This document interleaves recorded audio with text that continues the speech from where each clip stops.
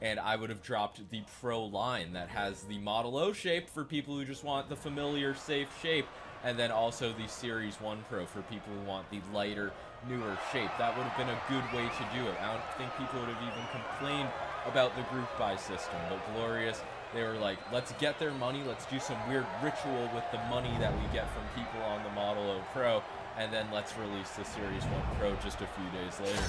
So a very weird, unpopular move all around. It is worth mentioning, though, that Glorious does offer a refund after you receive the product, so I'm sure a lot of people want to cancel their Model O Pro orders, but that's just not going to happen.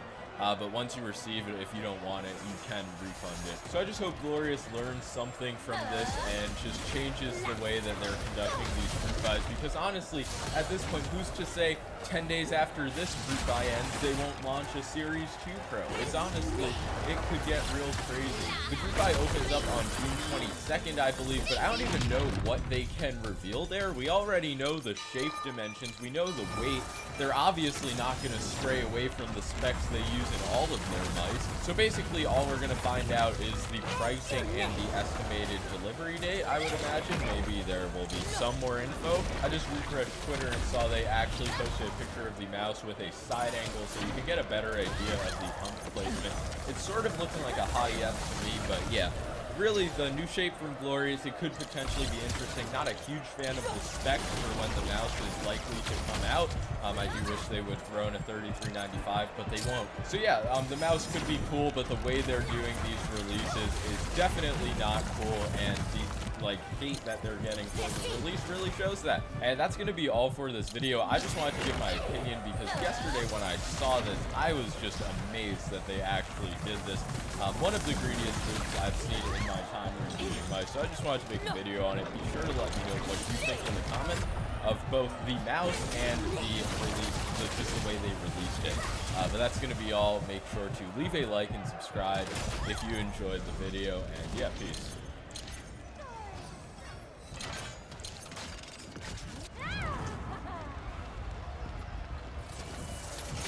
Hey, what's up guys, hope you're doing well, and it's been almost 6 months since our last desk setup review, so we're a little bit overdue, definitely time for one. I'm also working on a couple of videos at the moment which are pretty cool videos, but they are just taking a very long time, so just waiting on some parts and things like that. So I thought in the meantime, let's do another one of these desk setup reviews and see what you guys have been up to.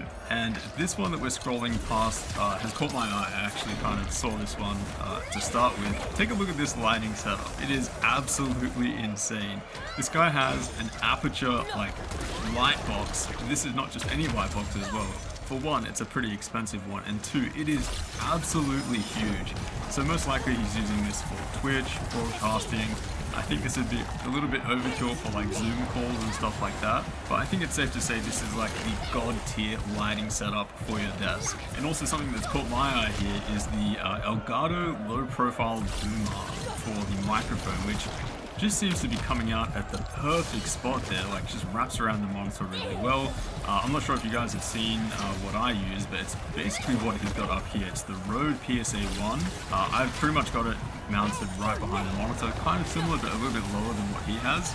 And it's just so awkward to use, so I think one of these low-profile boom arms might be the play. And here's a look at the PC. It is absolutely Noctured out. I mean, that is probably the most amount of Noctua fans that you could fit in this case. I think maybe you could fit another one on the side panel, but that's probably getting a little bit crazy there.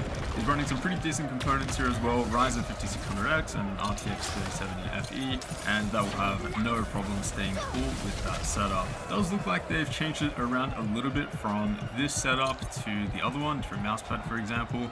This one is the Vaxi PA. He hasn't listed it, but I picked it up recently. It's a very smooth, nice control pad. I might end up, including it in a mousepad roundup. I actually think it's quite good. Custom keyboard KBD67 Lite with Black Ink V2 switches. Very, very nice, Aqua, and thank you for sharing. And then we have another streaming setup here from Colin. So many streamers here. Let's check this guy out.